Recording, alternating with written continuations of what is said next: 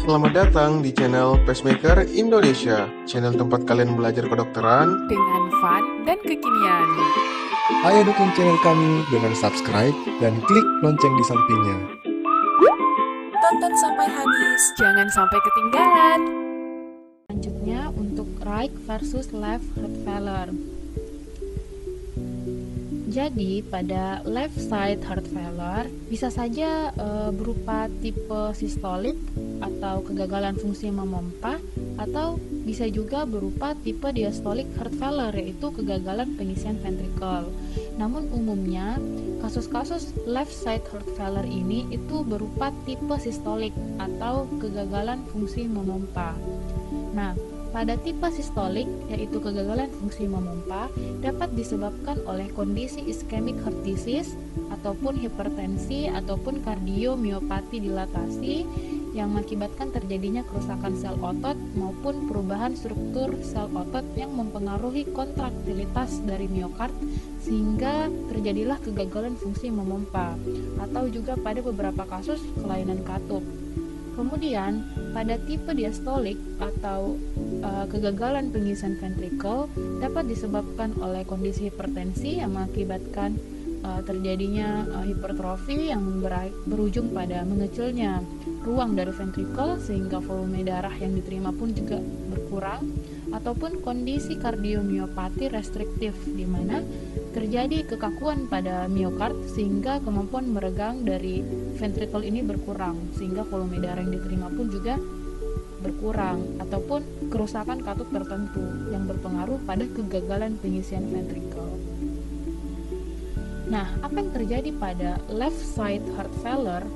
Jadi pada kondisi di mana terjadi kegagalan fungsi memompa dari ventrikel kiri maupun kegagalan pengisian ventrikel kiri dapat mempengaruhi jumlah stroke volume yang dipompa oleh ventrikel, di mana ventrikel kiri akan memompa darah ke seluruh tubuh.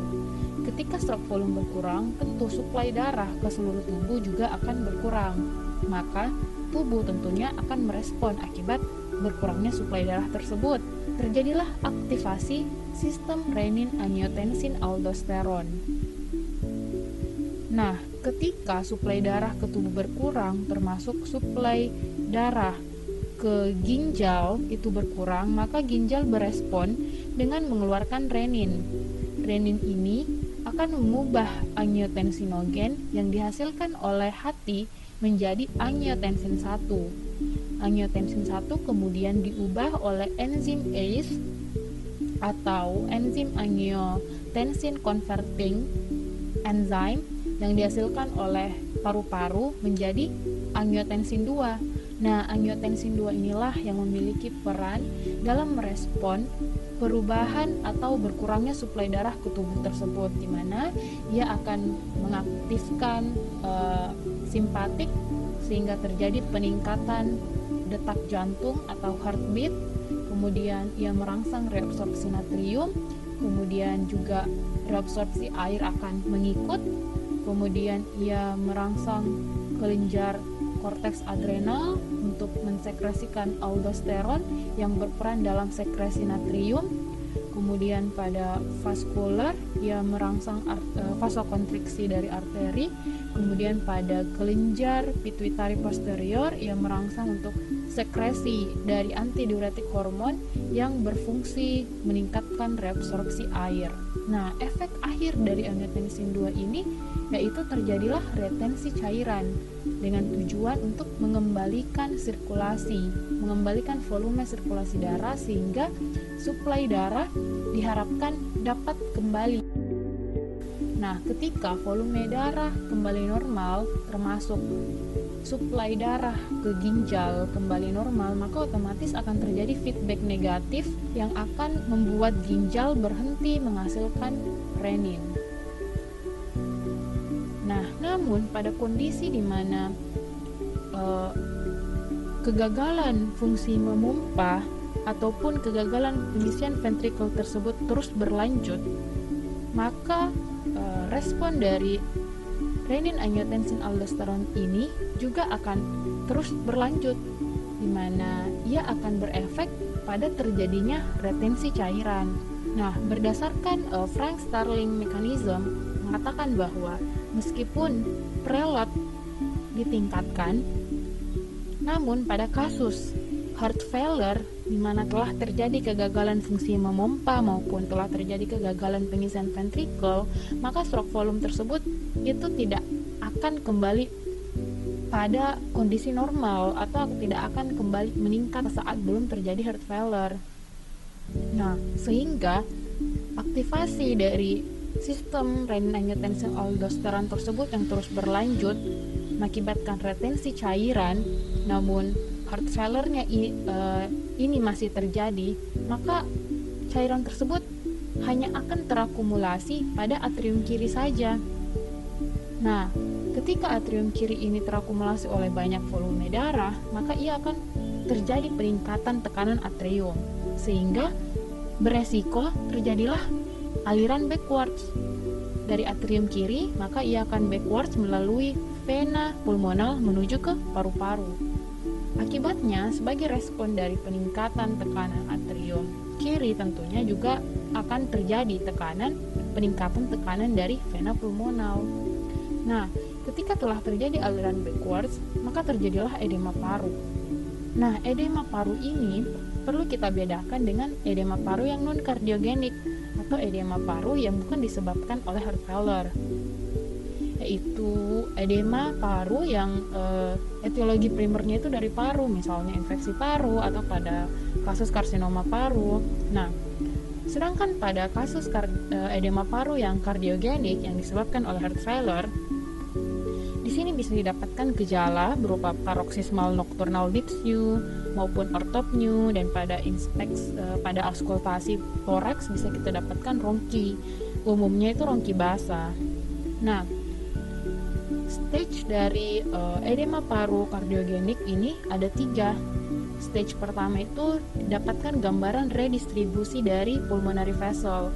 Ini merupakan tanda dari peningkatan tekanan vena pulmonal, atau biasa kita sebut juga terjadinya sepalisasi, di mana terjadi peningkatan vaskular pada daerah suprahilar. Nah, kemudian bisa juga ditemukan adanya kardiomegali. Sedangkan pada stage 2 itu sudah menunjukkan adanya edema interstisial, di mana edema interstisial ini terjadi karena aliran backwards itu mengakibatkan terakumulasinya volume cairan yang banyak dan mengakibatkan meningkatnya tekanan hidrostatik, sehingga aliran darah tersebut itu dapat berpindah dari vaskular ke area interstisial. Maka terjadilah edema interstisial yang ditandai pada gambar ini, bisa pada foto radiologi ini bisa kita dapatkan gambaran curly lines, yaitu adanya penebalan pada septa interlobular. Nah, kemudian pada stage 3 itu sudah terjadi alveolar edema, di mana edemanya ini sudah sampai ke alveolusnya, sehingga akan memberikan gambaran konsolidasi perihilar yang bisa membentuk gambaran seperti batwing appearance atau seperti butterfly appearance. Nah, juga kadang-kadang ditemukan adanya efusi pleura pada kasus edema pulmonal yang severe atau yang berat, yaitu yang pada stage 3. Itu untuk left side heart failure. Nah, selanjutnya bagaimana dengan right side heart failure? Jadi, right side heart failure ini umumnya merupakan kelanjutan dari left systolic heart failure. Nah, ketika sudah terjadi edema paru yang seperti saya jelaskan sebelumnya, maka dapat mengakibatkan terjadinya tekanan arteri pulmonal yang meningkat. Nah, ketika telah terjadi peningkatan tekanan arteri pulmonal tersebut, maka ventrikel kanan akan membutuhkan usaha yang lebih besar untuk dapat memompa darah melewati arteri pulmonal tersebut. Jika kondisi ini terjadi terus-menerus, maka dapat mengakibatkan kegagalan fungsi dari pompa ventrikel kanan dan atau bisa disertai dengan kegagalan pengisian dari ventrikel kanan. Nah, akibatnya maka volume darah dari seluruh tubuh itu hanya akan terakumulasi pada atrium kanan saja, sehingga terjadilah peningkatan tekanan atrium kanan.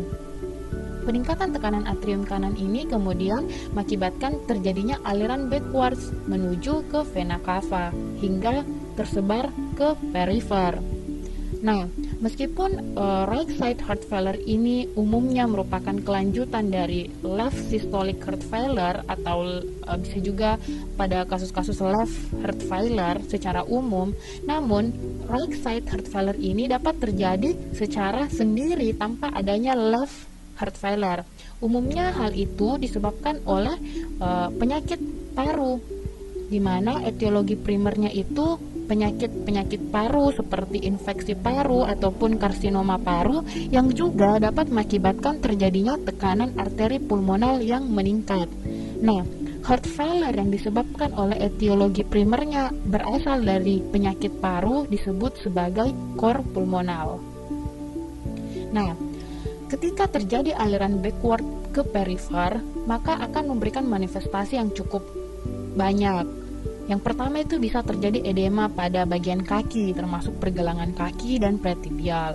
Tipe edemanya itu termasuk edema yang pitting, dimana jika kita menekan area yang edema tersebut, maka bekas lekukan dari tekanan yang kita sentuh itu akan tersisa atau berbekas beberapa waktu kemudian menghilang, seperti itu. Jadi dia menetap cukup lama lekukannya, seperti itu.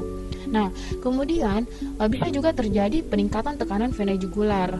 Nah, peningkatan tekanan vena jugular ini terjadi karena peningkatan dari tekanan atrium kanan tersebut.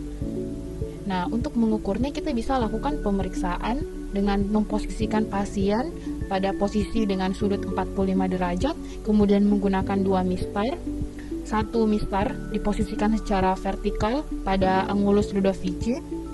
Kemudian jarak antara atrium kanan dengan angulus Ludovici itu diperkirakan itu sekitar 5 cm atau disebut sebagai nilai R.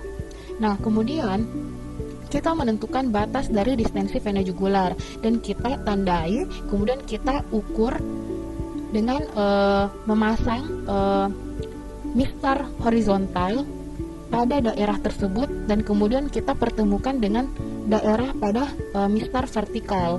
Kemudian jarak pertemuan tersebut kita ukur berapa sentimeter. Jika sentimeter antara angulus Ludovici dan jarak dari distensi vena jugular tersebut itu lebih sama dengan 3 cm, maka kita sebut sebagai peningkatan tekanan vena jugular. Nah, selain itu juga dapat mempengaruhi organ seperti hepar dan spleen, mengakibatkan edema pada organ tersebut, sehingga pada pemeriksaan kita bisa dapatkan adanya hepatomegali ataupun splenomegali. Dan pada kasus edema yang severe itu bisa sampai terjadinya asites, seperti itu. Nah, itu untuk right versus left heart failure.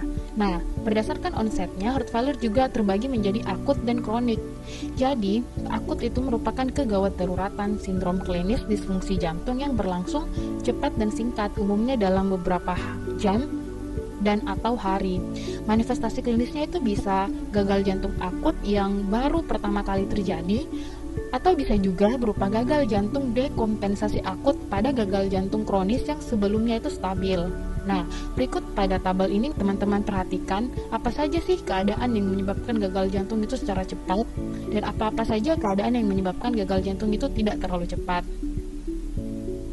Kemudian ada juga yang kronik. Nah, kalau kronik ya sesuai dengan namanya ya, dia merupakan sindrom klinis disfungsi jantung yang berlangsung progresif dan bertahap. Seperti itu.